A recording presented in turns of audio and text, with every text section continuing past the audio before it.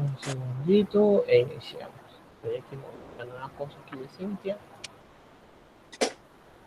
¿Cómo van con lo del correo institucional? Pues yo lo solicité Ya hace yo lo como... tengo, pero no sé cómo ponerlo como principal. Si no sabes cómo ponerlo como principal, entonces en Cintia está el formulario. Yo lo tengo también, bro. En Cintia, yo se los mandé a su correo, pero de todas formas también lo publiqué. En Cintia está el formulario que deben completar para yo tenerlo a la mano, ¿vale? Profe, yo no soy nada en este grupo. Sí. ¿Quién? ¿Vanessa? ¿Vanessa? Sí, pero. ¿Cómo está Vanessa? A ver, Vanessa, en Cintia te voy a actualizar porque he enviado 2 correos, seguramente a ti no te llegaron porque seguramente hace poquito entraste, ¿cierto? Sí, señor. Correcto. Primera información, en Cintia encontrarás el link que te mandará directamente al WhatsApp del grupo, del curso. Bueno. Okay. Segundo, debes diligenciar el correo institucional. Todos los Y docentes están pidiendo que tengan el correo institucional porque a partir de la tercera semana solo se ingresará a la clase a través del correo institucional. La persona que no ingrese a través del correo institucional no se le dará entrada al salón o a la reunión. Yo lo solicité hoy. Correcto, perfecto. Cuando lo tengas en Cintia también está, se llama... Usted envió en Cintia. ¿Cómo? Yo llené el formulario que usted envió en Cintia. Bueno, listo. Yo estoy esperando que todo el mundo lo llene. Cuando todo el mundo lo llena, voy a sustituir todos los correos que tenga. En Cintia, Vanessa, encontrarás el formulario para que cuando ya tengas el correo, porfa lo rellenes y me coloques ahí cuál es tu correo institucional. Bueno, pero... Ya lo hice. Listo. ¿Ya lo completaron? Yo lo completé ahora. Profe, estoy buscando el formato que está pidiendo. ¿En qué parte decimos? No lo encuentro. El formulario está en la principal, en la pestaña que se llama Generalidades. En donde dice en el curso de termodinámica, en la pestaña de Generalidades. Ahí dice formulario de correo institucional y abajo está el link.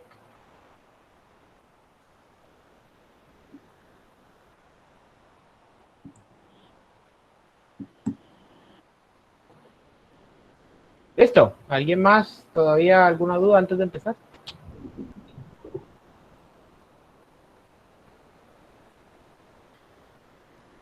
Karen Jaraba. Dígame, profe. Tú me habías escrito esta mañana, ¿no? ¿Qué pasó? Ah, sí, perdón, fue que me equivoqué. Lo siento. Ah, no. Vale, no te preocupes. Pero dímelo porque te quedé todo el día en ascuas esperando el que me respondieras a ver qué pasaba. Pensé que era algo grave. No, nada, no. Lo que pasa fue que me confundí de horario, profesor. Vale, listo. Pensaste que era la clase en la madrugada. Terriblemente sí. Ay, Dios mío. O sea que madrugaste para nada. Pues yo madrugo todos los días. Ah, ok. Carajo, qué juicio. Sí, señor. Carajo. Voy a salirme un momento porque lo que pasa fue que en el momento de ingresar no sé qué le pasó al computador y me pareció error y se quedó allí. Entonces estoy ingresando desde nuevo computador. Voy a salirme y voy a volver a entrar, ¿vale? Vale. ¿Alguien más? ¿Alguna duda antes de empezar?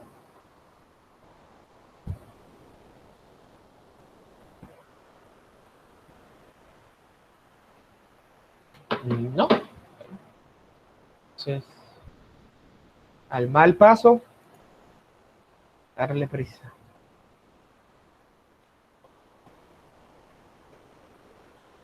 ¿Me confirman, por favor, si todos están viendo lo que les estoy poniendo? Confirmo. Sí, profe, se ve. Sí, se ve. Perfecto.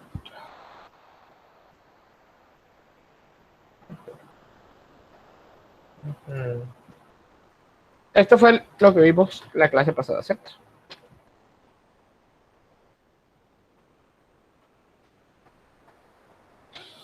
Listo. Entonces, muchachos, hoy vamos a hablar de conceptos varios que nos van a servir a lo largo del curso de termodinámica.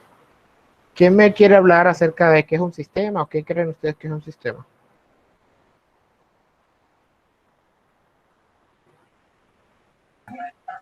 Yo, profesor. Sí. Pues lo que yo tengo entendido como sistema, que es un conjunto de piezas, por así decirlo, el cual una depende de la otra para así cumplir una finalidad o un objetivo. Correcto. ¿Puedo Profe, hablar? también. Ah, bueno. Un sistema es como un conjunto de piezas que funcionan juntas para lograr algo. Ok. Ajá. ¿Alguien Profe, más? yo pienso que un sistema, pues no sé, sería más o menos como una región o una parte que se toma para algún estudio en general o en particular, no sé. ¿Cómo te llamas? Sebastián Cogollo, profe. Cogollo Sebastián. Ok. Sí, ¿quién más?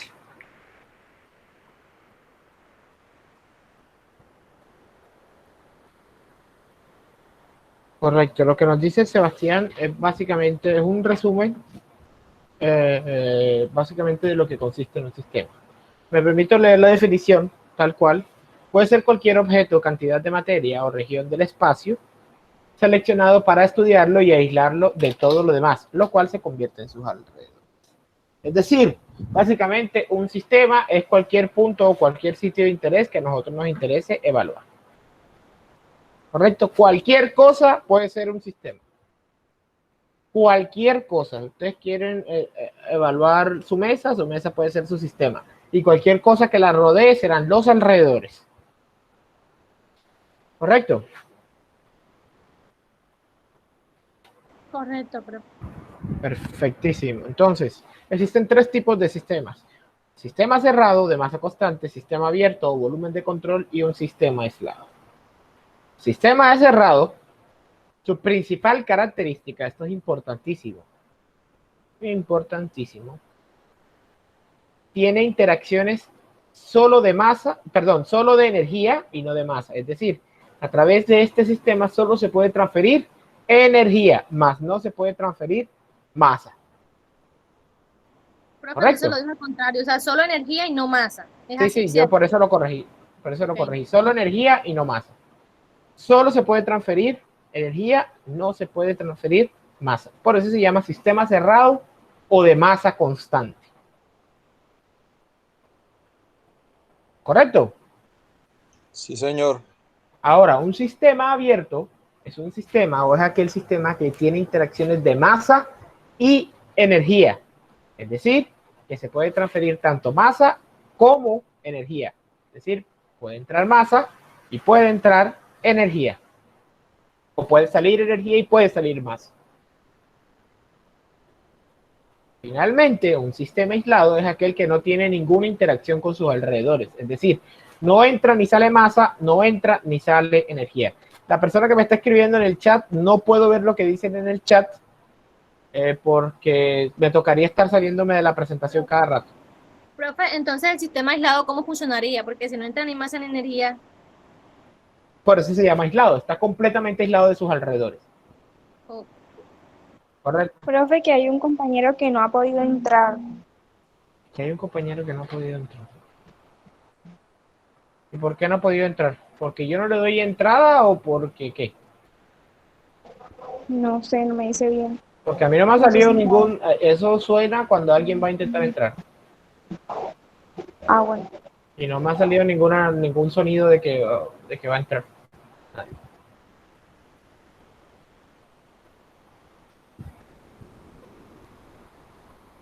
Bueno, listo.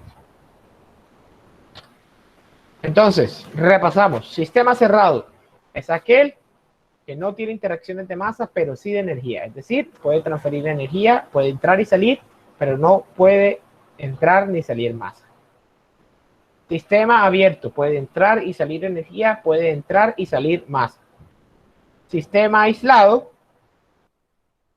es aquel que no tiene ni interacciones de masa ni interacciones de energía. Es decir, no puede entrar ni salir nada de sus alrededores. Está completamente aislado, como su nombre lo dice. Denme un ejemplo entonces de un sistema cerrado.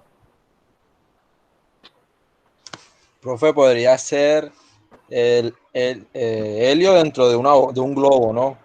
O cualquier tipo de gas dentro de un globo. Sí, correcto. Cualquier tipo de gas dentro de un globo que no tenga fugas y que no se esté escapando.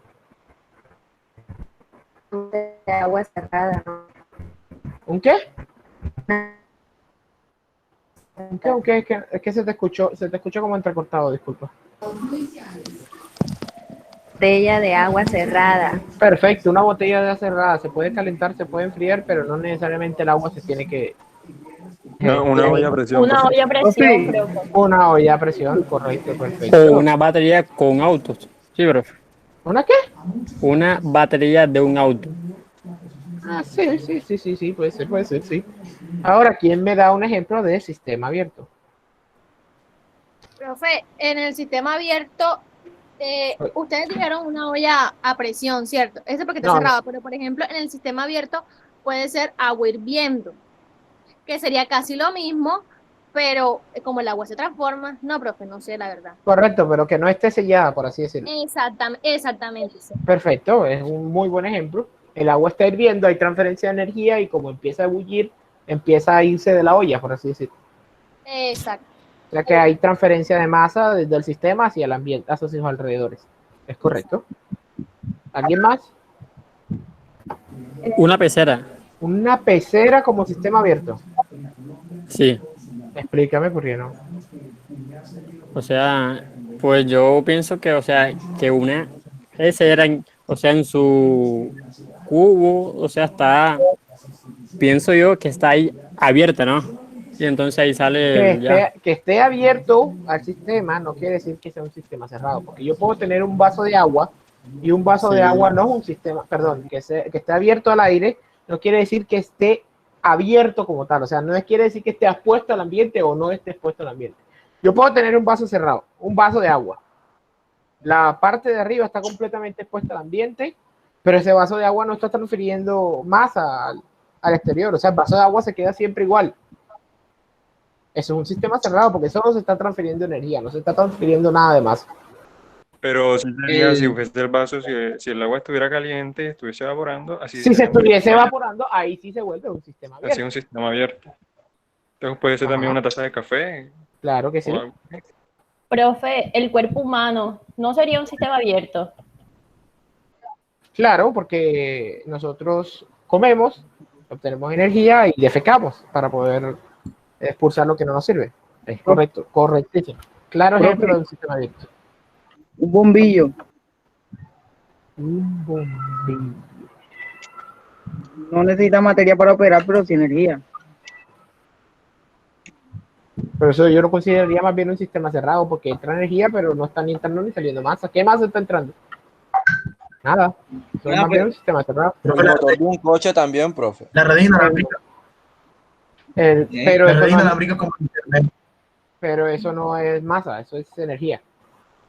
Profe, lo sabe. Profe, qué pena, yo tengo una pregunta. Correcto.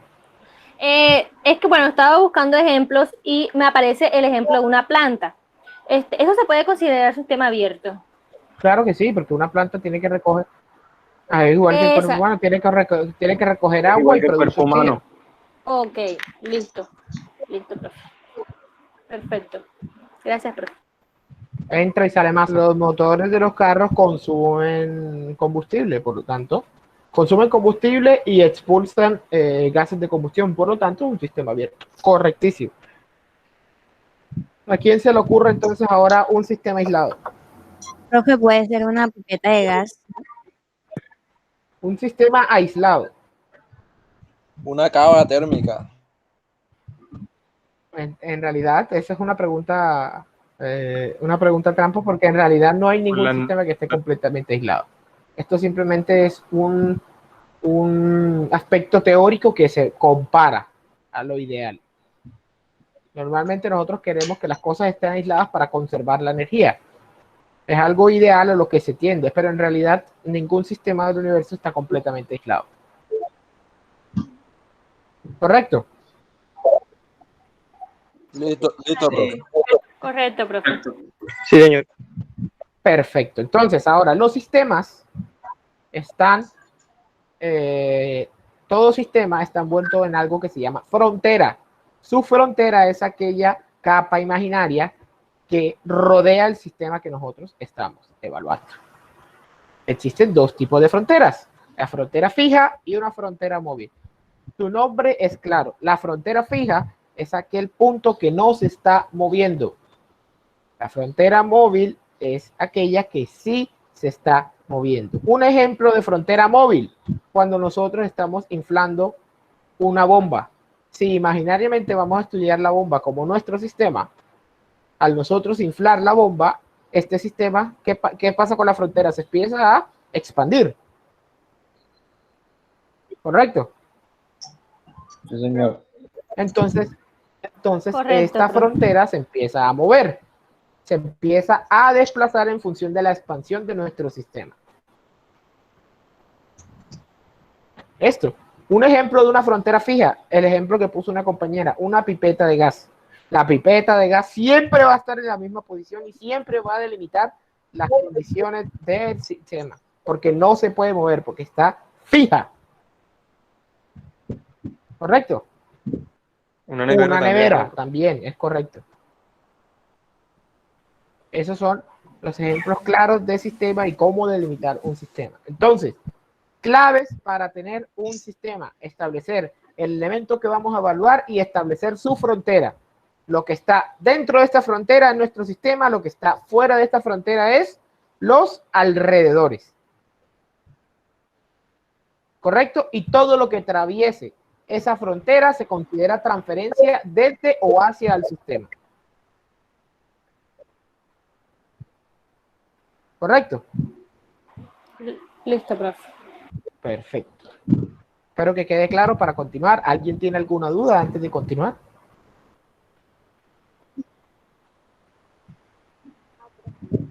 ¿No? Continúe, profe. Por ahora no. Perfectísimo. Por ahora no. Perfectísimo. Entonces vamos a hablar ahora de lo que son las propiedades. Ya conociendo lo que es un sistema, vamos a hablar de lo que es una propiedad. Me permito nuevamente leer la definición y es una característica o un fenómeno para identificar una situación que puede ser medible y observable. Es decir, una propiedad es aquello que nos permite conocer un fenómeno que está ocurriendo. Sirve para identificar una situación y puede ser medible y observable. Si no puede ser medible ni observable, no es una propiedad.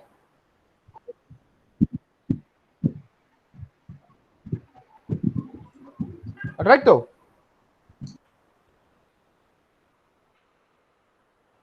Sí, Ahora, señor. existen tres tipos de Correcto. propiedades.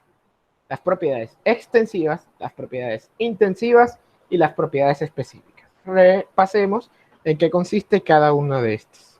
Una propiedad extensiva es aquella que depende de la masa. O sea, que dicha propiedad aumenta o disminuye en función de la masa.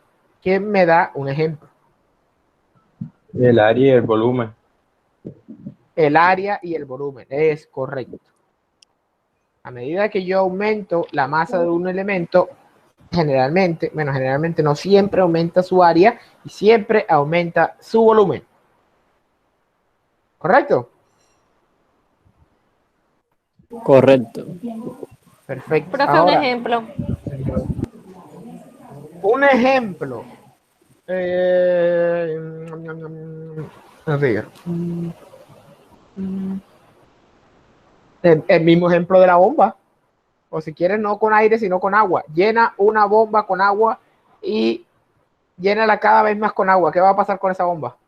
Claro, se va a crecer por la masa Sus del... dimensiones, Sí, sus dimensiones van a ser cada vez más grandes. claro. Sus dimensiones cada vez van a ser más grandes. Por lo tanto, el volumen de esta bomba va a crecer. Por lo tanto, el volumen es una propiedad extensiva porque se extiende a lo largo de la masa. La bomba no tendría paredes, límites fijos. ¿Cómo era que era? No, era una frontera móvil. Una bomba es una Frontera frontera móvil. Ujú. Sería una frontera móvil. Sí, la bomba es una frontera móvil. Sí, nuestro sistema es la bomba como tal. Ok. Listo. Ahora, una propiedad intensiva son aquellas propiedades que no dependen de la masa y siempre son constantes, aunque la masa aumente. ¿Quién se le ocurre un ejemplo? Profe, puede ser la elasticidad. Presión, temperatura. La elasticidad, sí. Color, dureza. La dureza es una propiedad intensiva. ¿Qué más? Podría ser la velocidad. El olor, profe, color, sabor. La densidad es una propiedad intensiva, es correcto, y es uno de los mejores ejemplos. Por más que yo, por ejemplo... Ya dijeron la densidad. Sí, de eso es lo que estoy hablando. La densidad es uno de los claros ejemplos de las propiedades intensivas. Por más que yo esté ingresando agua a esa bomba, la densidad del agua, ¿cómo va a ser? La misma. Es correcto, o sea que eso es una propiedad intensiva. El punto de ebullición cuenta. El punto de ebullición, sí. Sí, cogido con pinza y te darás cuenta por qué Profe, más adelante. ¿sabe también cuál? La presión. Correcto, la presión y la temperatura. La presión y la temperatura, sí, señor. Es correcto. La masa Ahora, molar también. ahora, lo que son las propiedades específicas. Las propiedades específicas son aquellas propiedades extensivas que a través de una constante se volvieron intensivas. Ahí uno queda, ¿cómo así, profesor? ¿Ah? A ver, veamos el caso de la temperatura. La temperatura es algo que tú mides directamente tal cual, ¿cierto? Sí, profe. Y es una propiedad intensiva, porque por mucho que yo le añada más masa, la temperatura va a ser la misma. ¿Cierto? Ahora, Sí. Ahora. Sí, pero si uno le mete temperatura, pues no. Ajá, tienes que meterle temperatura, pero estamos hablando de que las propiedades, las definiciones La propiedad como tal, ok, listo. estamos hablando de que la definición de las propiedades va en función de la masa. ¿Sí me entiendes? Entonces, las extensivas, a medida que hay más masa, aumentan. Las intensivas no dependen de la masa y las específicas son propiedades extensivas que se vuelven intensivas. Por ejemplo, nuevamente, la temperatura no depende de más nada y nosotros medimos directamente la temperatura. Tomemos nuevamente el ejemplo de la densidad, que es una propiedad intensiva, pero al mismo tiempo es una propiedad específica. ¿Qué es la densidad? Simplemente la relación que hay de la masa, entre la masa Y el volumen. y el volumen. Es decir, que ya teníamos una masa y a partir de una constante que es nuestro volumen, volvimos una propiedad extensiva como es la masa, la volvimos una propiedad intensiva como es la densidad. ¿Correcto? Ok, profe. ¿Ya? ¿Podría darnos otro ejemplo? Pues para tener la idea. La velocidad. Cuando hablamos de la velocidad es una distancia recorrida en un tiempo.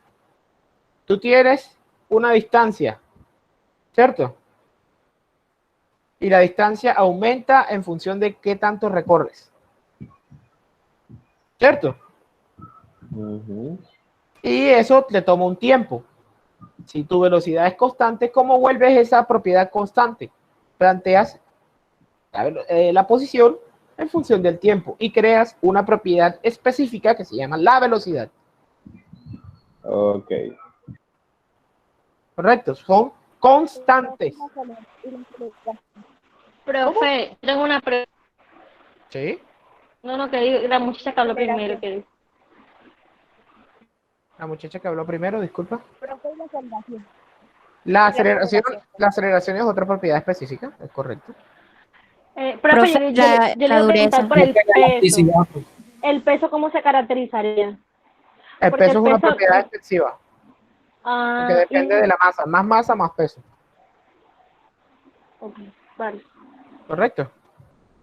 ¿Me puedes repetir la definición de propiedades? Es decir, que las propiedades específicas nos dan como propiedades que caractericen a una sustancia como tal, o sea, que la diferencia de otra.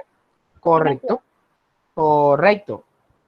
Son propiedades que caracterizan a una sustancia. Cualquier propiedad puede tener la misma temperatura, pero a la misma temperatura cualquier elemento puede tener o puede alcanzar la misma temperatura, pero dos elementos no necesariamente tienen que tener la misma densidad en esas mismas condiciones. ¿Correcto? Ok, perfecto, gracias. Perfecto. Correcto, profe. Perfecto, me gusta. ¿Estamos claros? ¿Alguien quiere que le repita algo? Profe, ¿y la dureza? La dureza es una propiedad extensiva, porque no depende de la masa. Un material seguirá siendo Profe, igual de duro. extensiva. Profe, usted dijo intensiva. Ahora me enredé. La dureza es intensiva. Yo dije intensiva. Ya, lo entendí extensiva. Bueno, sí, está bien. La dureza es intensiva porque es independiente de la masa. Un objeto seguirá siendo igual de duro, tenga o no tenga más masa. Sigue siendo igual de duro. Lo mismo que la elasticidad. ¿Correcto? Profe, pero ¿me puedes repetir lo de propiedad específica? O sea, la definición como tal. Son propiedades extensivas que en función de una constante o de otro elemento se pueden volver intensivas.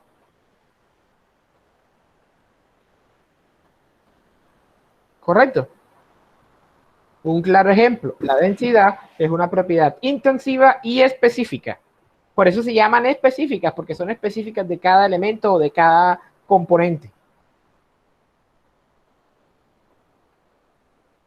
Vale. ¿Listo? Perfectísimo. Entonces hemos hablado de cómo son las propiedades, ahora hablamos de algunas propiedades determinadas. Hablemos de lo que es la densidad.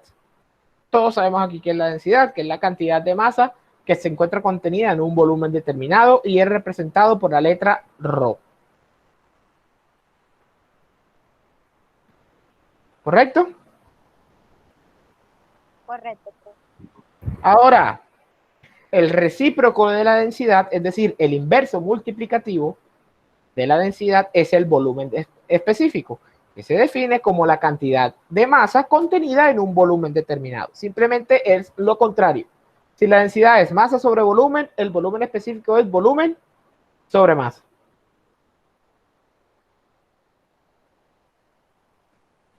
¿Correcto? Correcto, profe. Son dos términos completamente, o sea, son dos términos que miden lo mismo, pero se utilizan en diferentes momentos. Unas veces es más fácil utilizar el volumen específico, otras veces es más fácil usar directamente la densidad. ¿Listo?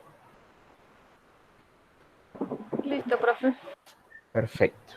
En general, la densidad de una sustancia depende de la temperatura y de la presión. Listo. Ahora hablemos de un término que posiblemente sea nuevo para ustedes, que es la densidad relativa. También se puede denominar como gravedad específica y se refiere a la relación que existe entre la densidad de cualquier cosa que nosotros conozcamos en función de la densidad del agua. ¿Correcto? Correcto. Sí, profesor. Ahora, la densidad relativa del agua obviamente es 1, porque es como si dividiéramos la densidad del agua sobre la densidad del agua. Mismo valor, se cancelan, es igual a 1.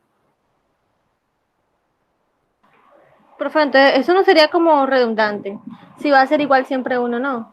Cuando tú hablas de la densidad del agua, pero cuando no hablas de la densidad del agua, no es redundante. Simplemente es un ejemplo. Si vemos la tabla que está aquí alrededor, vemos Densidades relativas de algunas sustancias a 0 grados centígrados. Para el agua, obviamente la densidad relativa es 1. Profe, ya entendí, ya entendí, de acuerdo a la tabla. Perdón, había visto que como era H2O, pensé que era la fórmula general, pero es que la fórmula sobre la densidad del No, del es que la vayamos fórmula a... general. Es correcto. La fórmula nos dice que es la densidad de cualquier cosa sobre la densidad del agua. Entonces, si ustedes quieren medir o si a ustedes alguna vez le dicen, no, la densidad relativa de ese objeto es de 2, quiere decir que su densidad es 2 veces la densidad del agua. Listo. ¿Correcto? Correcto.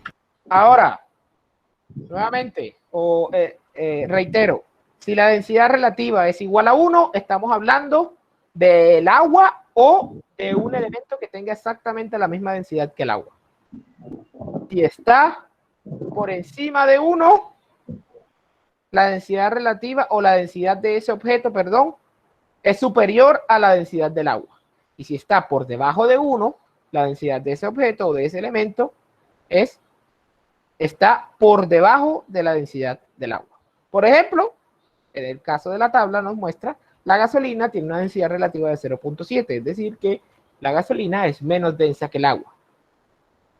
Por eso, si ustedes derraman gasolina en el agua, ella flota encima del agua.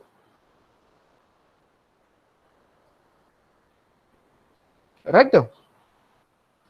Correcto. Sí, señor. Listo.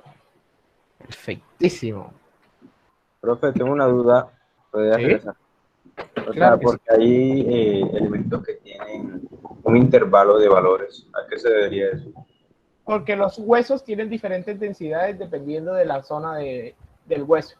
Por ejemplo, a ver, vamos a ver cómo está mi dibujo con este cursor aquí. Por ejemplo, la madera también está entre punto 3 y punto 9. Varios tipos de madera, supongo. Es correcto. Diría yo, por ejemplo, roble, la otra. Bueno, ¿cómo?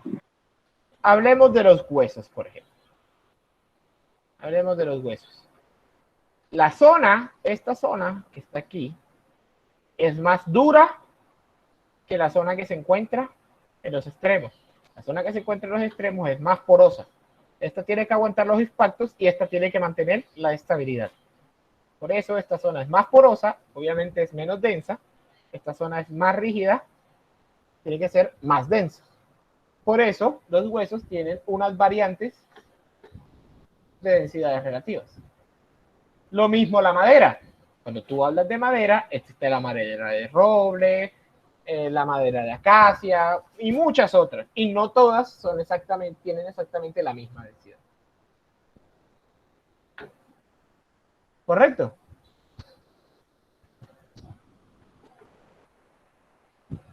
Correcto. Correcto, profe.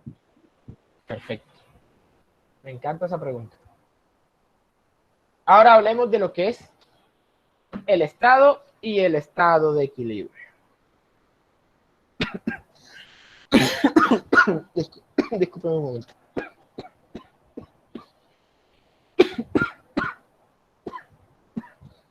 Y nuevamente me permito leer las definiciones porque estas son definiciones claras. Después de que leo la definición, les hago la conceptualización. Un estado, considerando un sistema, ya definimos que era un sistema, considerando un sistema que no experimenta cambios, un estado es un momento donde todas las propiedades se pueden medir o calcular en el sistema, lo cual da un conjunto de propiedades que describe por completo la condición. Es decir, tenemos un sistema, ¿cierto? Nosotros definimos un sistema que queríamos evaluar. A ese sistema podemos tomarles muchas variables. Por ejemplo, podemos tomarle la temperatura, podemos tomarle la presión, podemos tomarle la densidad. Y con esas propiedades podemos definir lo que es un estado. Entonces, un estado es una situación en el tiempo en la cual esas propiedades no están cambiando. ¿Correcto? Listo, profe. ¿Se puede repetir? Si un estado... Ya definimos que es un sistema, ya definimos que son propiedades. Si nosotros seleccionamos un sistema, ese sistema podemos medir muchas propiedades. Por ejemplo, podemos medir la temperatura, podemos medir la densidad, podemos medir la presión.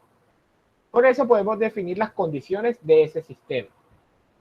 Ahora, el estado es aquella situación en la que esas propiedades no van a cambiar a lo largo del tiempo. Es decir, son constantes y va a ser el mismo estado siempre. ¿Correcto? Correcto, profe. Ahora, un sistema puede tener varios estados. Si vemos el ejemplo que tenemos aquí a la derecha, entonces un sistema que inicialmente tenía 2 kilogramos de masa, estaba a 20 grados centígrados y tenía un volumen de 1.5 metros cúbicos. Ese era un estado inicial.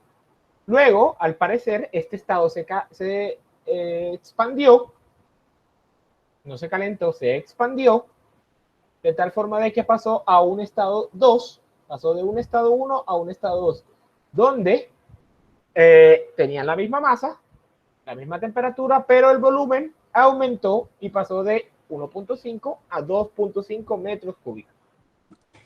Profesor, pero no se supone que sus propiedades deben permanecer iguales. Por eso estamos hablando de que estaba en un estado 1, donde sus propiedades estaban constantes, y luego se calentó, le pasó algo, no sé, o le aplicaron un vacío, y pasó a un estado 2. Pero si te das cuenta, las propiedades del estado 1 son únicas, y por eso se pudo definir ese estado, y las propiedades del estado 2 son únicas, y por eso se definió ese estado. Porque entre estado 1... Pero entonces se definirían dos estados y no un estado solo. Bueno, obviamente, correcto. como está en la imagen. Pero, pero entonces no sería el mismo sistema. ¿O sí, no, profe? sería el mismo sistema, pero en dos estados temporales diferentes. Ok. ¿Ya? Lo que ocurre del estado 1 para poder llegar al estado 2 ya no es un estado, porque es una fase de cambio. ¿Correcto? ¿Me hago entender lo que quiero decir? El estado 1 está constante, es un estado. El estado 2 está constante, es un estado. El estado 1 hubo una alteración que lo hizo pasar del estado 1 al estado 2. Esa alteración o lo que hay o la transición que hay entre el estado 1 y el estado 2 ya no es un estado, porque es una fase cambiante. Es una fase donde va a haber cambios. Ok. ¿Correcto? ¿Estamos claros en lo que quiero decir? Ok, profe. Perfecto. Profe, es decir, por ejemplo, o sea, si tiene que ser un estado, no tiene que ser cambiante. Es decir, en el estado 1 siempre permanecerá allí. Siempre permanecerá allí. Siempre van a estar los 2 kilogramos a 20 grados centígrados y a 1.5 metros cúbicos. Profesor, o sea que los estados se rigen por tiempos. Los estados no se rigen por tiempos, los estados son atemporales, es decir, que por mucho que pase el tiempo, el estado va a ser siempre el mismo. Es al contrario, no se rigen por tiempos, son atemporales. Sin importar el tiempo, siempre van a estar en el mismo estado. Pero entonces, ¿en qué momento cambian o por qué cambian? O sea, no el por qué, sino cuándo se rige el momento en el que empiezan a cambiar y hasta llegar a otro estado. Cuando existe algo que se llama una perturbación. Una perturbación es aquello que hace que un estado pase de una fase 1 a una fase 2.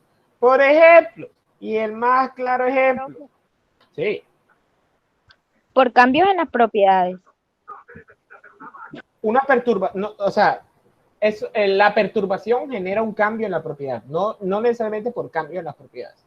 La perturbación genera un cambio en la propiedad. Por ejemplo, a ti te piden que hiervas agua a 45 grados centígrados. O sea, tú tomas agua de la llave y vamos a suponer que mágicamente aquí en Córdoba sale agua a 25 grados centígrados de la pluma. Usted coge agua a 25 grados centígrados y a presión atmosférica. Ese es su estado inicial. ¿Cierto? Sí. ¿Por qué? Porque el agua tú la dejas ahí y ahí está y siempre va a mantenerse igual. ¿Sí o no? Sí, pero o sea, un estado ideal, sí. Ajá, en un estado ideal, sí. Ahora, yo cogí esa agua y la metí a la olla. Y empecé a calentarla. ¿Cuál es mi perturbación? Ebullición. La temperatura. No, el calentamiento. El calentamiento. El ingreso de energía en forma de calor. La perturbación o lo que hace o lo que genera el cambio del estado es la perturbación, la entrada de energía a mi sistema. Esa entrada de energía a mi sistema genera un cambio en las propiedades. Y eso hace que la temperatura, por ejemplo, pase de 25 grados centígrados a 45 grados centígrados. Pasó de un estado inicial 1 a un estado final 2. ¿A través de qué? De una perturbación. ¿Correcto? Sí, profe. Correcto. Profe, no, mejor no pregunto. Ok. Perfecto. Ahora, el estado también se puede denominar como un estado de equilibrio. Y es aquel estado en donde no hay potenciales desbalanceados dentro del sistema y este no experimenta cambios. Por ejemplo, ¿cómo así que no experimenta cambios? No hay potenciales desbalanceados. Profesor, eso que yo no entendí esas palabras, explíqueme. Por ejemplo, yo herví esa agua a 45 grados centígrados. ¿Cierto? Pero yo tengo un termómetro y yo mido el agua que se encuentra en la parte superior. Y la agua que se encuentra en la parte superior está a 38. Sumerjo más el termómetro y la parte que está abajo sí está a 45. Ese estado no está en un estado de equilibrio. Porque está en estado de transición. Aún está en un estado de transición. Un estado de equilibrio es aquel donde no existe potencial, es decir, todo se encuentra equilibrado. Todo se encuentra exactamente en las mismas condiciones. Temperaturas iguales. Por ejemplo, de temperaturas iguales. Por ejemplo, de densidades iguales. ¿Correcto? Correcto. Perfectísimo. Ahora, existen diferentes tipos de equilibrio. Está el equilibrio térmico, el equilibrio mecánico, el equilibrio de fases y el equilibrio químico. Hablemos del equilibrio térmico y es el que les acabo de mencionar. Es cuando un sistema todo se encuentra exactamente a la misma temperatura. No hay puntos más calientes y no hay puntos más fríos. Como encontramos aquí en esta figura de acá abajo. Esta figura, si ven que hay zonas que están a 20 grados centígrados, otras que están a 23, otras que están a 30, otras que están a 35, otras a 40 y otras a 42. Y a la derecha, todo está a 32 grados centígrados. Quiere decir que este sistema se encuentra en un estado de equilibrio térmico. El equilibrio térmico entonces está asociado a la Temperatura.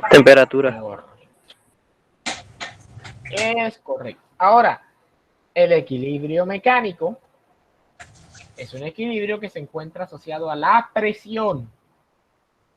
Es decir, que todo el sistema se encuentre a la misma presión.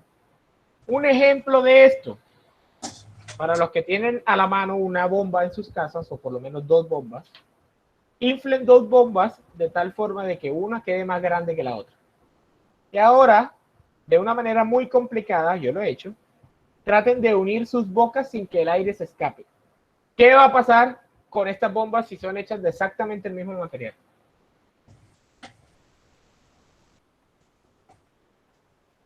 Van a quedar de igual tamaño. Van a quedar eventualmente del mismo tamaño. ¿Por qué? Porque se van a igualar las presiones, porque la bomba que tenga más aire va a estar a mayor presión y la bomba que tenga menos aire va a estar a menor presión. Tengo una pregunta. ¿Sí? ¿Eso no también se podría con botellas de agua? ¿Con botellas? Sí, el que yo lleno una botella de agua, pego sus boquillas y las pongo horizontalmente. La que tendría más agua pasaría a la que tuviera menos. Pero eso es... a ver, ¿cómo le explico? Eso es... Eso es más de por masa que por presiones. ¿Me entiendes? Ok. Eso es más por efectos de nivel. Eso es más por efectos de nivel de los líquidos que por las presiones. Incluso eso lo vamos a ver aquí. Ok, gracias. ¿Listo? Ahora, veamos la parte del equilibrio de fases. De su química, ¿recuerdan cómo son las fases que puede tener un sistema? Sólida. No, esos son estados. Ay, disculpe, profe, qué pena. Fase Fusión, profe, ¿no? homogénea. Ok. Y heterogénea. Fase homogénea, heterogénea. Correcto. Las fases homogéneas y las fases heterogéneas. Se alcanza el equilibrio de fases cuando todo se encuentra en la misma fase, es decir, cuando estamos en una fase homogénea. ¿Correcto? Correcto. Sí. Por ejemplo, un ejemplo de un equilibrio de fase. Básico. El agua y el azúcar. El agua y el azúcar. El azúcar Cuando se hace un jugo de frutiño. Cuando se hace un jugo de frutiño, correcto, no se puede diferenciar dónde está el frutiño y dónde está el agua. Todo está mezclado y tiene una única fase. Eso es equilibrio de fase. ¿Cuándo no hay equilibrio de fase? Cuando queda un bocado de frutiño al fondo del agua. Esto. Claro, ¿no? No pudo haber sido más claro. Cuando usted le echa azúcar y se termina de tomar le echa azúcar al Milo y se termina de tomar el Milo y ve que abajo quedó un poco de azúcar. Eso no está en equilibrio de fase.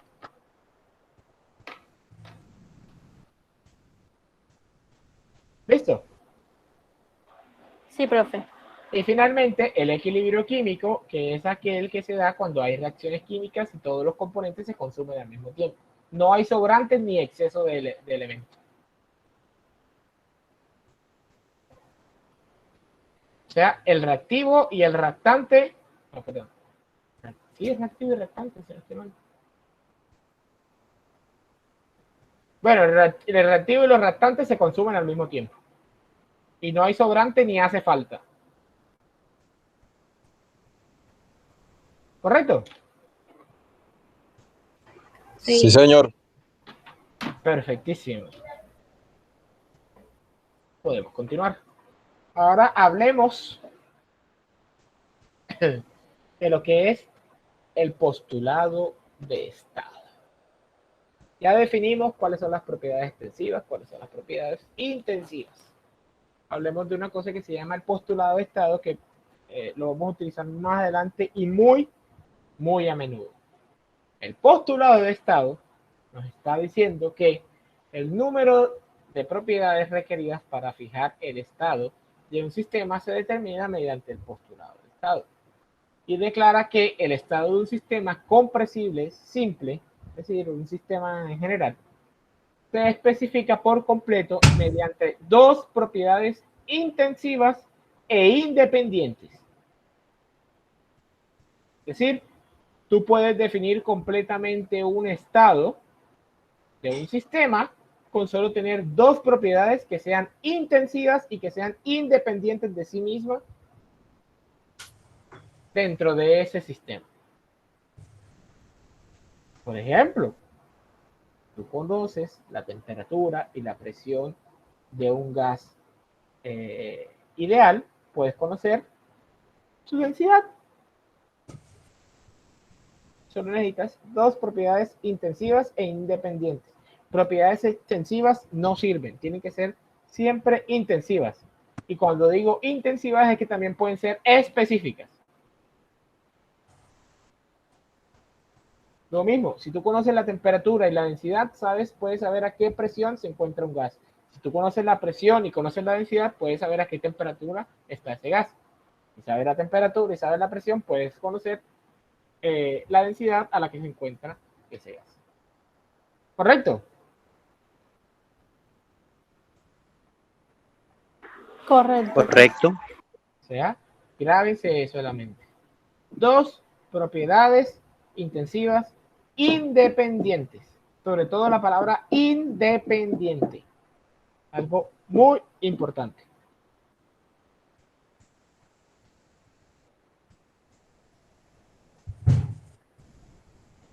¿Por qué es importante? Alguien que me diga.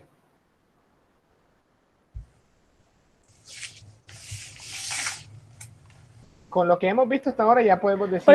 Porque si no se van a alterar entre sí.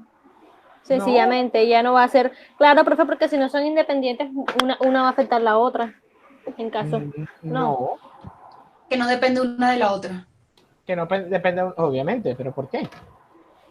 Independiente es que no dependa una de la otra. Porque cada una es afectada por factores diferentes. Exacto. No. Le voy a poner un ejemplo. Digamos que usted tiene un sistema. Y de su sistema usted tiene la densidad y el volumen específico. Son dos propiedades, ¿no? Pero son exactamente lo mismo. Porque la densidad es el inverso multiplicativo del volumen específico. Pero no son independientes.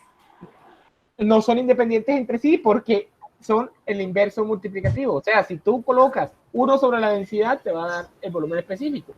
Tú colocas 1 sobre el volumen específico, te va a dar la densidad. O sea, la una depende de la otra. Si la una aumenta, la otra disminuye. Si la otra disminuye, la otra aumenta. No ayuda en nada a tenerlas. No ayuda en nada a tenerlas porque son exactamente lo mismo. Tienen que ser dos propiedades independientes.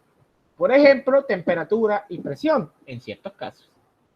La temperatura y la presión, yo puedo tener una presión y una temperatura completamente diferentes, en diferentes combinaciones, y obtener estados completamente diferentes. ¿Correcto? Sí, profe, sí, o sea, sí entendimos, pero... sí entendimos, pero... Un ejemplo. No muy claro. ¿Cómo?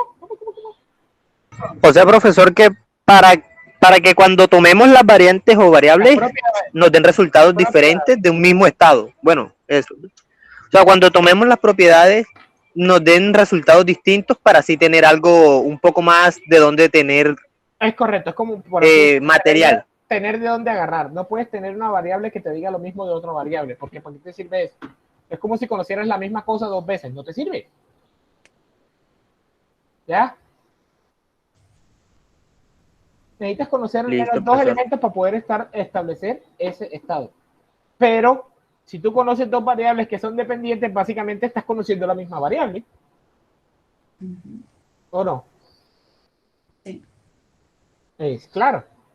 Si tú conoces 2 variables que son dependientes entre sí, entonces estás conociendo una única variable. Que la una se exprese de una forma y la otra se exprese de otra forma, ya es otro cuento, pero son exactamente la misma variable, la misma propiedad. Profe, sí, yo creo que sí entendimos que no pueden ser dependientes, que tienen que ser independientes, que una no depende de la otra. Pero, ¿nos puede dar un ejemplo? Es que el ejemplo más fácil es ese, porque después me voy a meter en algo que ahora mismo no lo van a entender. Esto lo van a entender más con el tiempo, sobre todo cuando empezamos con los cambios de fase. Ok, vale, profe. Correcto. Porque si no me tengo que meter con que la temperatura y la presión en ciertos casos ya no son independientes, sino que se vuelven dependientes de la una de la otra. ¡Puf! Cabeza explotada. ¡Puf! No. ¿Ya? Por eso no quiero ahondar mucho en esta parte, porque eso lo vamos a ver con calma. Como dice Dari Yankee, con calma. ¿Eh? Listo, profe, entonces continúe, diría yo. Pues. Perfecto. Ahora, estos son conceptos, lo que yo les dije desde el comienzo, el idioma con el que vamos a hablar, para poder diferenciar qué es un estado, qué es una propiedad, qué es un sistema, qué es un proceso, qué es un ciclo. Estamos hablando con propiedad para que después nos pregunten, profe, ¿qué es un estado? Profe, ¿y qué es un sistema? Profe, ¿y cuál es la diferencia entre un estado y un sistema? ¿Correcto?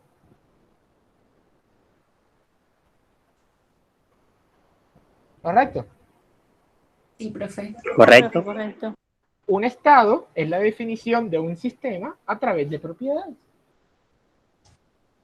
¿Ya?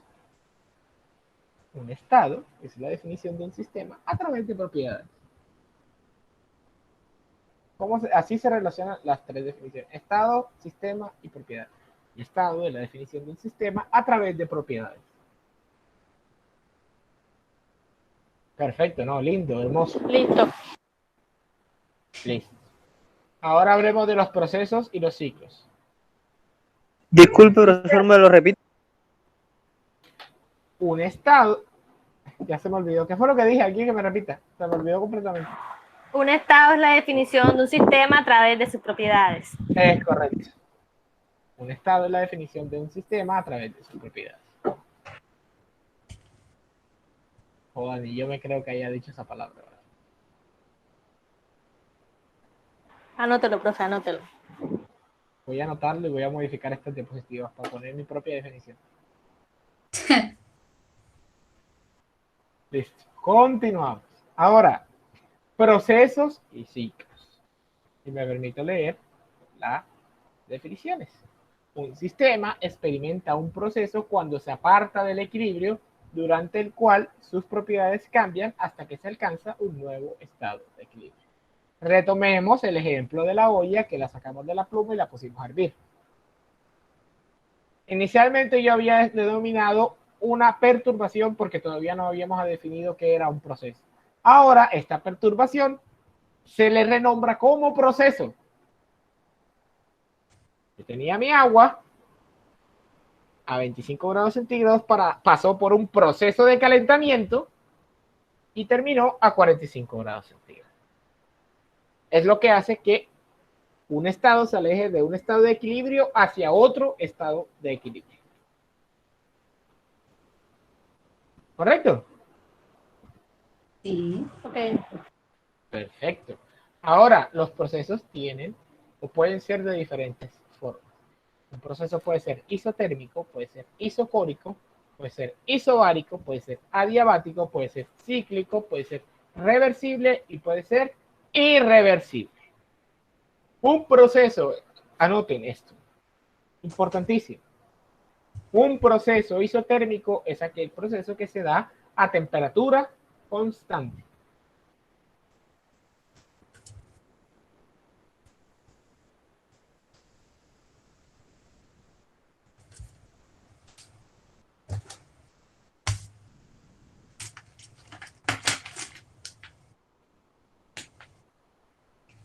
¿Esto?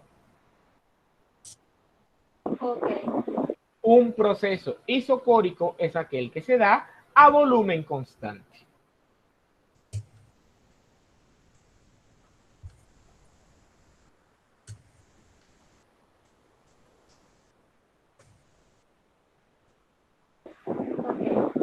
Un proceso isobárico es un proceso que se da a presión constante.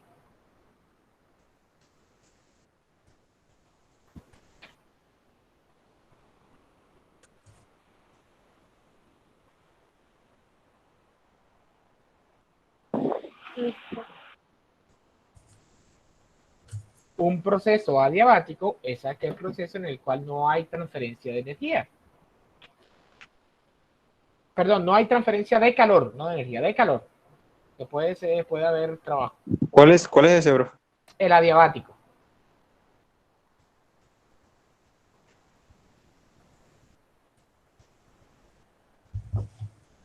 ¿Cómo se da? Cuando no hay transferencia de calor.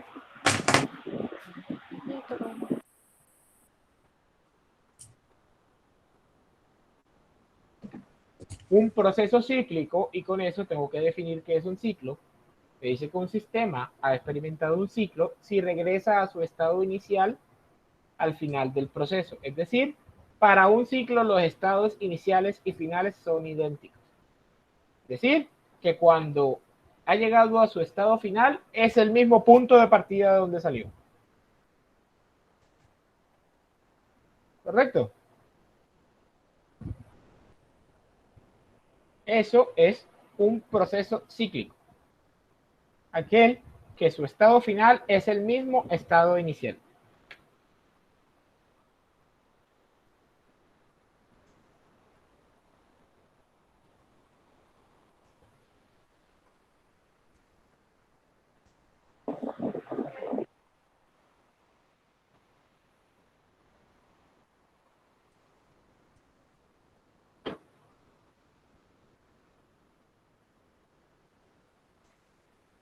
¿Listo? Ahora, gracias al proceso cíclico, podemos definir dos procesos importantes, que es un proceso reversible y un proceso irreversible. Dentro de lo cíclico, entonces, el proceso reversible es aquel que sí puede volver a su punto de origen. Por ejemplo, tú coges un caucho, lo estiras, lo sueltas, ¿y a dónde volvió? A su origen. A su origen. O sea que es un proceso reversible. Ahora.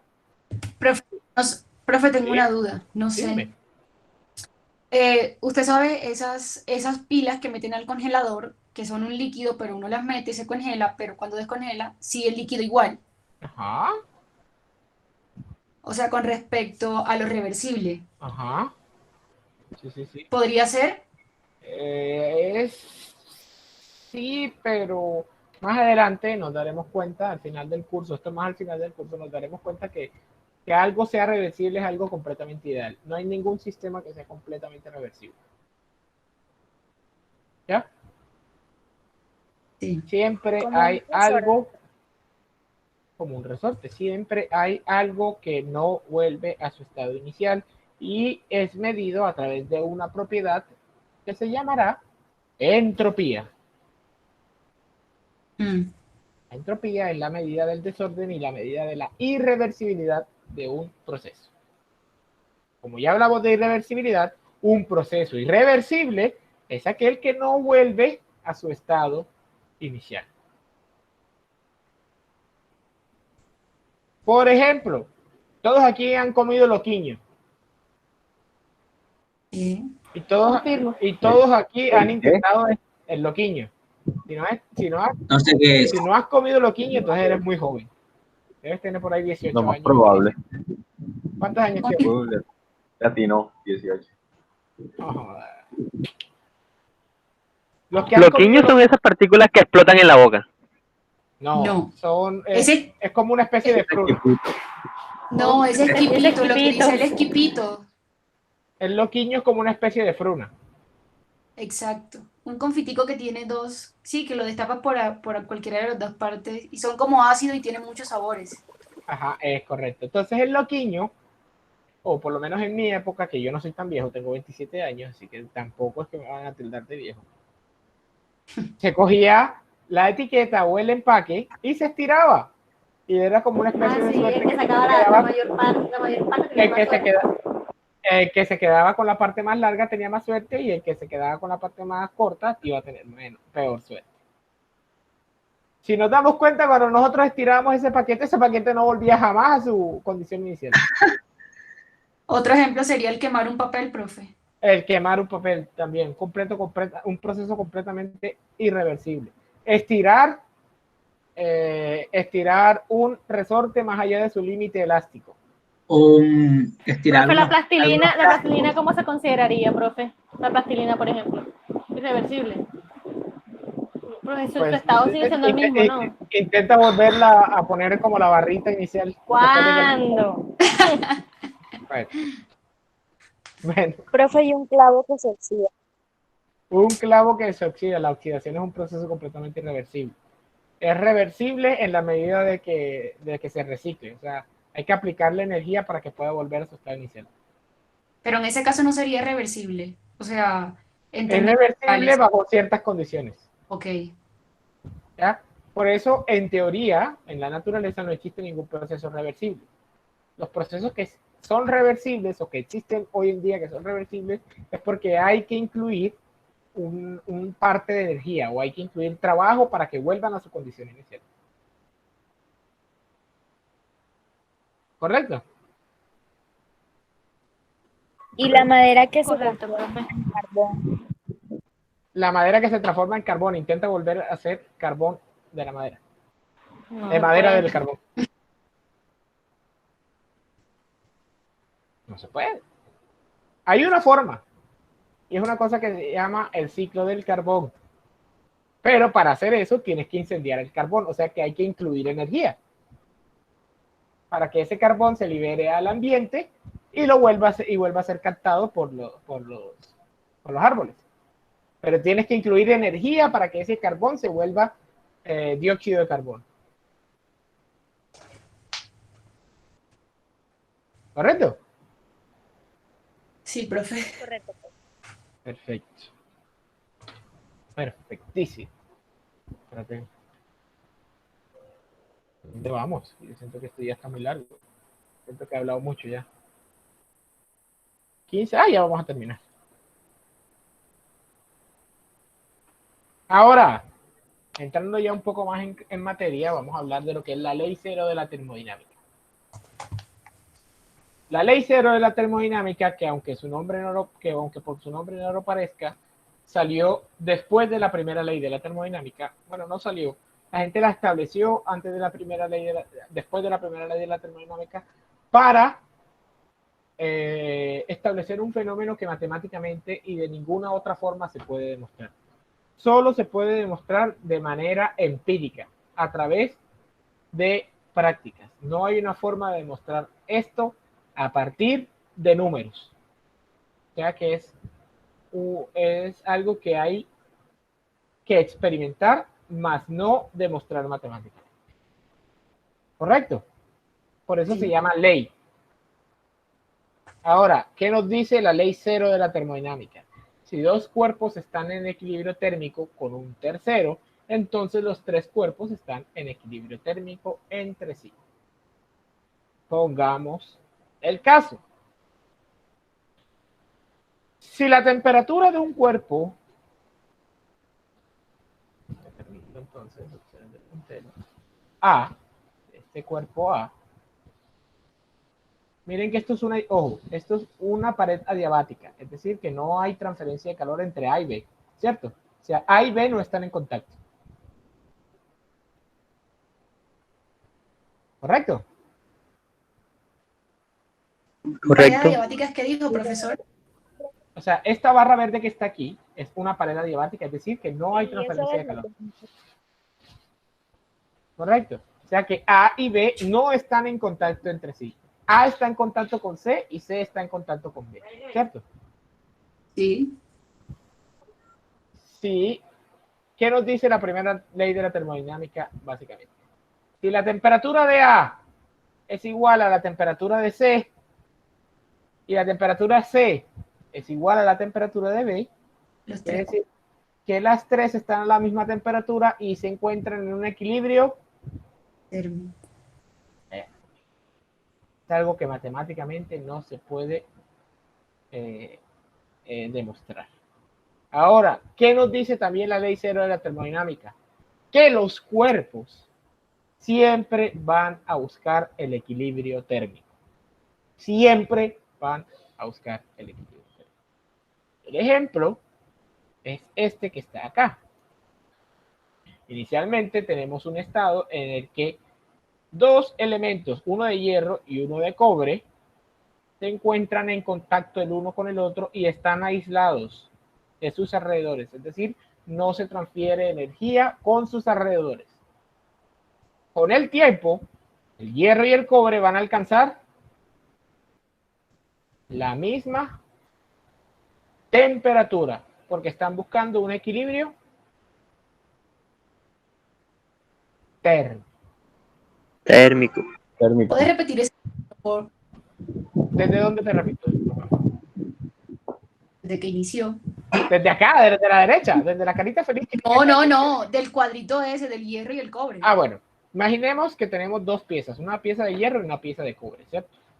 Sí.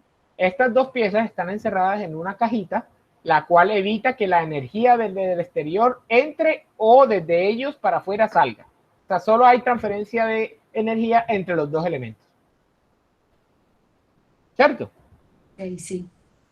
Eventualmente, en el estado inicial, el hierro se encuentra, pensé que se me perdió el cursor, ¿dónde está? Aquí está. Eventualmente el hierro se encontraba a 150 grados centígrados y el cobre se encontraba a 20 grados centígrados. Con el tiempo y eventualmente el hierro y el cobre alcanzarán siempre la misma temperatura. Siempre la misma temperatura, porque la naturaleza hace que ellos encuentren una cosa que se llama un equilibrio térmico. Eso es lo que nos dice la ley cero de la termodinámica. El equilibrio térmico y las relaciones de temperaturas. Lo que nos refleja los gradientes o la cantidad de energía de manera más tangible de un cuerpo es la temperatura.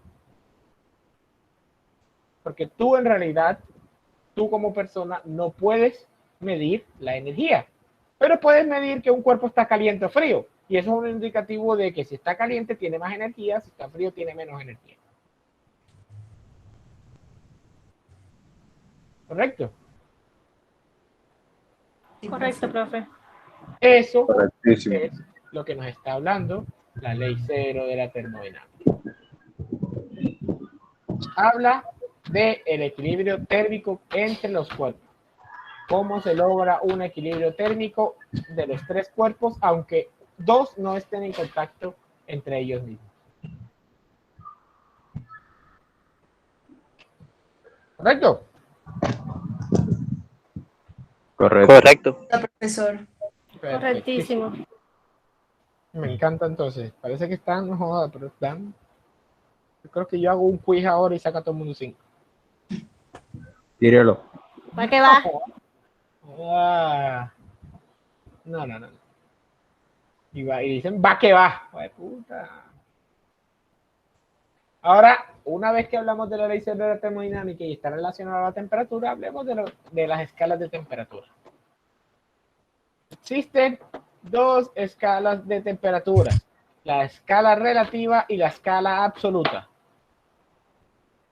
Dependiendo de si estamos en la escala relativa o la escala absoluta y dependiendo del sistema de medición, vamos a tener unidades que nos permitan medir la temperatura. Para la escala relativa, en el sistema internacional, tenemos los ya conocidos Celsius o centígrados. Y en el sistema inglés tenemos los ya conocidos Fahrenheit. ¿Correcto? Correcto. Ahora, me van a disculpar, quiero poner en práctica. Estoy probando un equipo que tengo, que es una tablet, y quiero probarla porque necesito hacer un pequeño trabajo de tablero. Liveboard.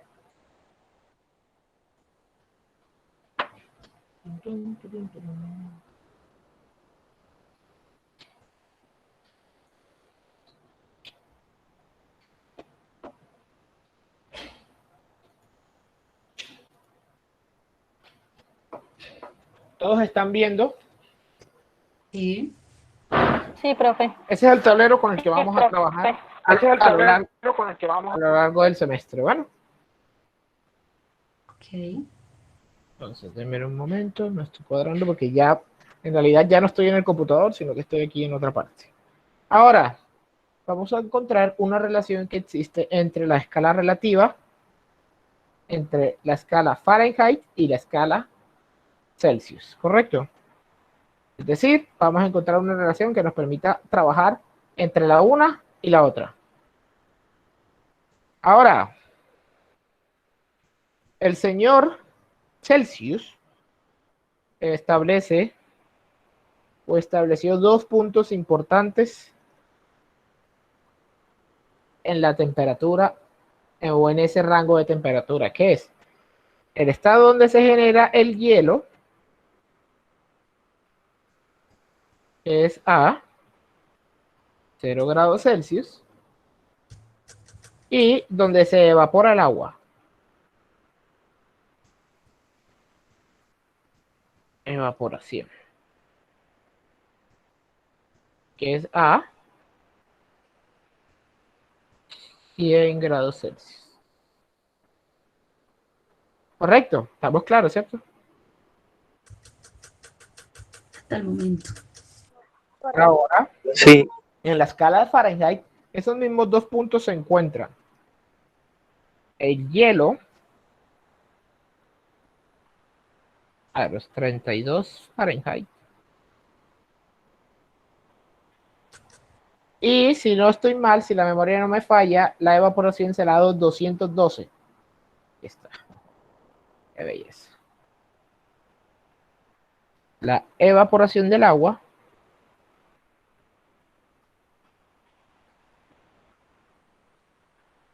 se da a los 212 grados Fahrenheit. ¿Listo?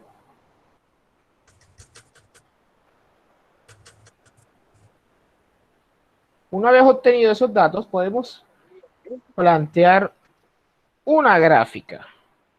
Discúlpenme la rectitud, todavía me estoy acostumbrando a esto. ¿Qué rectitud, vale? No estoy de acuerdo con esto.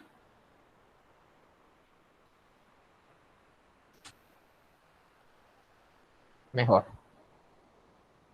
Ahora, vamos a establecer las escalas de tal forma de que abajo, no sé, ¿qué quieren que esté en el eje de la Y? ¿Los Celsius o los centígrados? ¿Los Celsius o los Fahrenheit? Centígrados. Centígrados. ¿En la Y? Los centígrados. En el eje Y. Los Fahrenheit. No, en el X, ¿no? Los Fahrenheit. Listo. Grados Fahrenheit.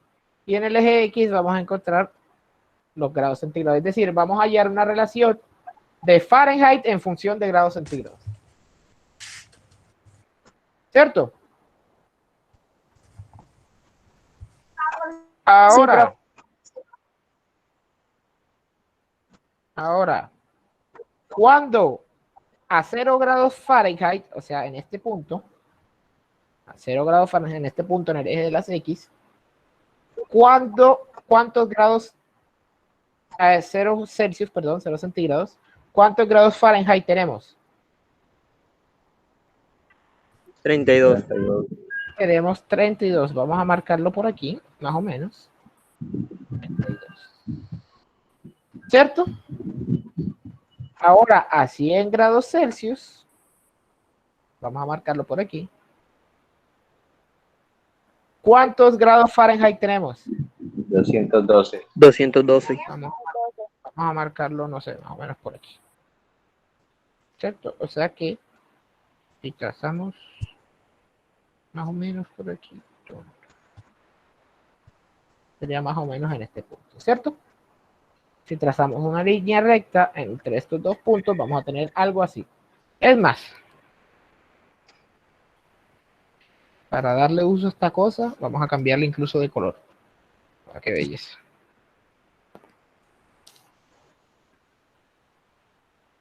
No joda, me siento todo un artista.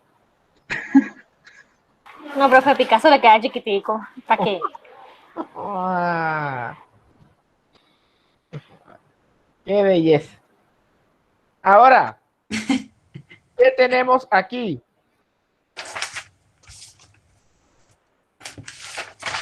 Tenemos una función lineal que no pasa por el origen.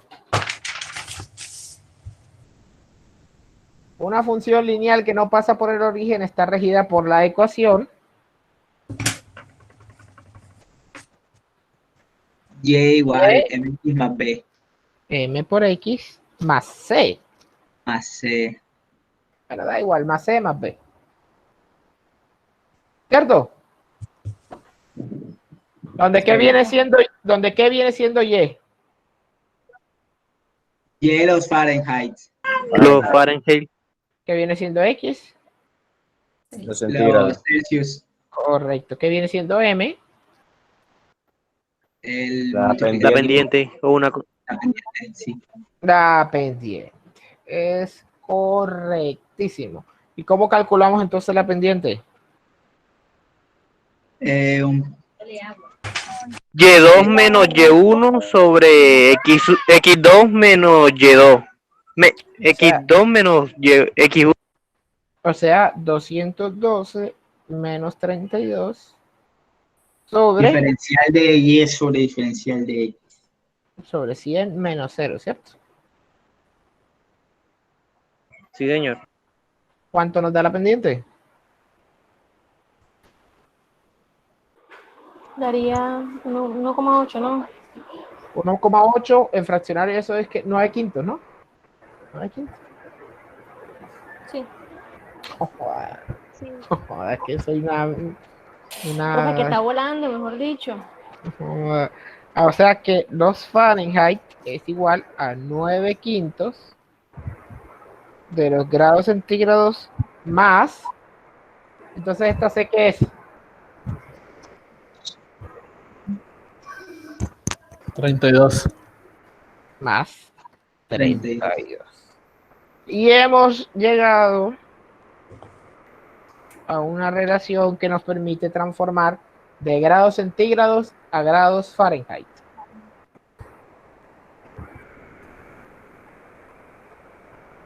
Bacano.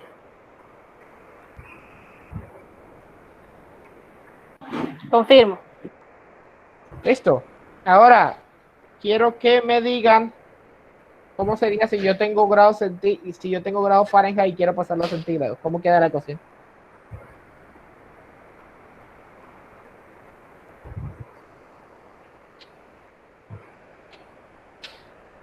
Ay, se fregaron. ¡Ah! F menos Profe, 32 al se contrario, multiplica no. 5. No sería 5 sobre 9. F menos Centígrados 32. es igual a F menos 32, ajá, Que todo eso lo multiplica un 5. por 5 novenos. Y todo sobre, ajá, exacto, sobre 9. Pero, ajá, listo, ese es el despeje. Pero ¿cómo queda? ¿Cuánto da? La ecuación oficial. 5 novenos de F menos 160 sobre 9. Eso me da... ya voy.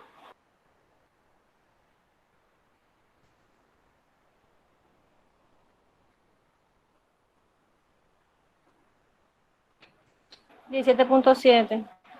17.7. Sí, eso da. De esa sí no me acuerdo. Y así logramos una relación para pasar de grados Fahrenheit a grados centígrados. Qué belleza, ¿no?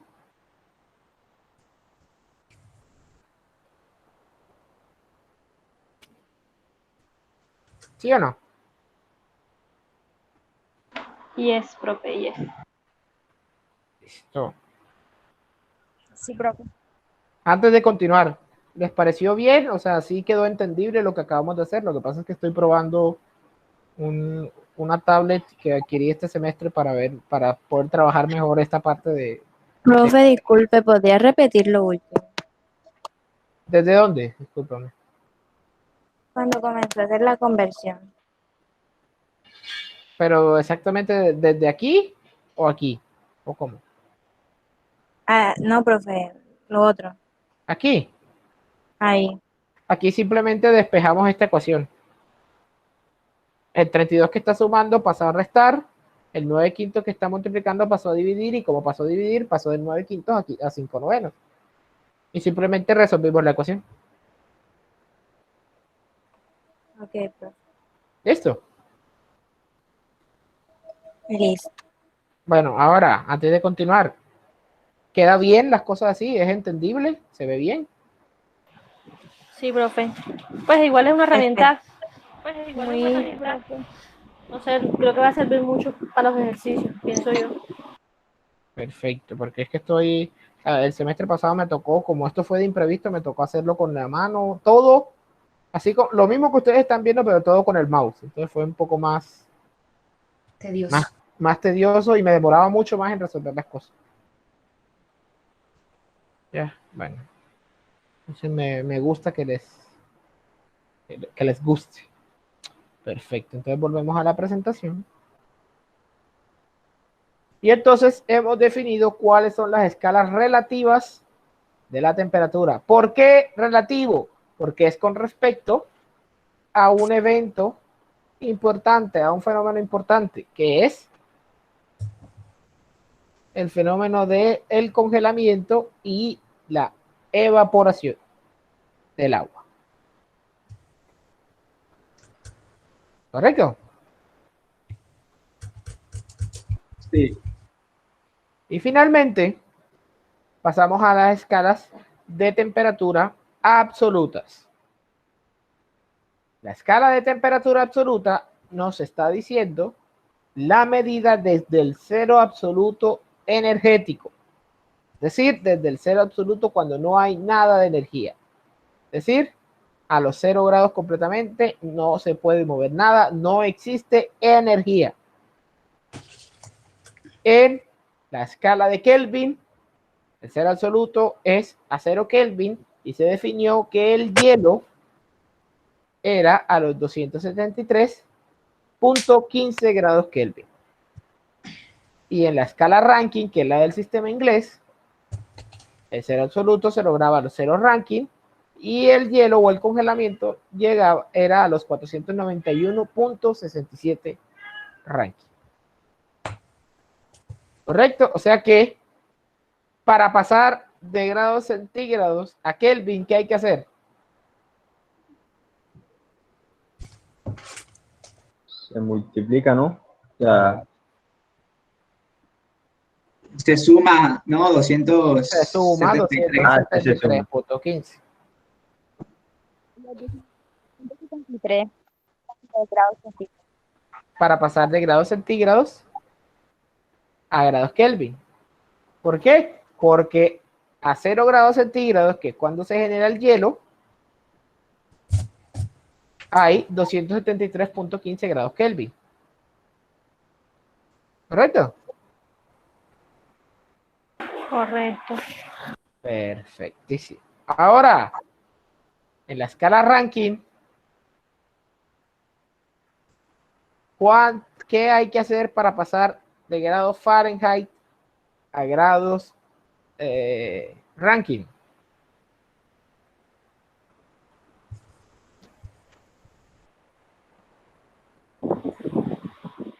Paren en el arranque. no se restaría ahí, profe. Sería.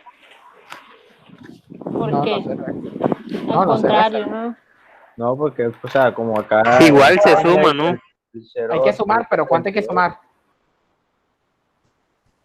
Se suma Los 490. Los 490. O sea, Los 32, 200. profe, ¿no? No se suman del ranking. Sí hay que Sí. sumar, pero no se suman 491. Se Porque suma 273 por 9 entre 5. Porque 273, no. Por 9 entre 5. Por 9 entre No, 5. no, pero ya se están inventando cosas de la mano. Profe, no se suman 32 grados. 32 grados porque ese es el cero, ¿no? A Del ver, Fahrenheit. a ver. Sí, el congelamiento se da a los 491.67 Rankine, pero al mismo tiempo se da a los 32 Fahrenheit. Entonces, para poder llegar a este valor, ¿cuánto hay que sumar? Simplemente hay que restar 491.67 menos 92. Y eso les dice cuánto tienen que sumar para pasar de Fahrenheit a Rankine. 92, profe. ¿Qué? ¿Por qué dijo 92? No es 491 menos 32, profe. Ah, perdón, dije 92. Menos 32. Eso fue ¿Cuánto lo que te yo da? dije. Ajá, pero no lo escuché. Dije, profe, se resta... No, con tú el dijiste 32. No, se No, resta, no. pero no dijiste qué con qué. Usted dijo que había que hacer y yo dije, profe, se resta. Ah, pero no. ¿Eso es una pregunta o una Next. afirmación? Profe, serían 459.67. 459.67, el cual se puede redondear a 460. Lo mismo en la Kelvin también se puede redondear a 273. ¿Listo? Profe, una pregunta, ¿por qué siempre se hace la comparación inglesa? Porque lastimosamente los malditos Estados Unidos todavía utilizan el sistema inglés. Los Estados Unidos y Reino Unido. el Reino Unido también utiliza el sistema inglés. Entonces, lastimosamente, ellos hacen gran parte del mundo también y son los países que rigen económicamente el mundo. Así que hasta cierto punto, en algunos casos, hay que amoldarse a lo que ellos dicen. ¿Correcto? Ok, profesor. Ahora, creyeron que se iban a ir sin tarea. Ah, se la creyeron. Así como yo hice con la escala relativa, quiero que ustedes encuentren las relaciones para poder pasar de Kelvin a Rankine y viceversa.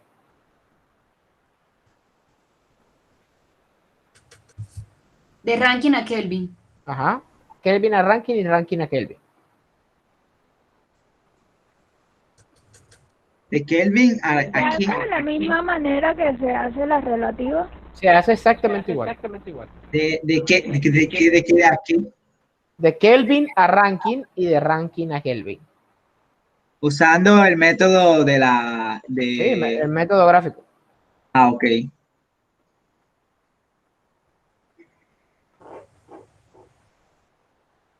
¿Listo?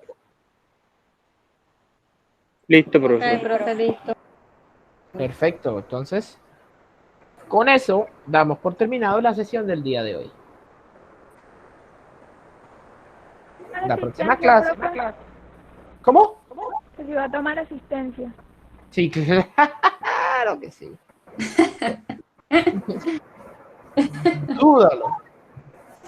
¿El qué? Dúdalo. Voy a detener la grabación.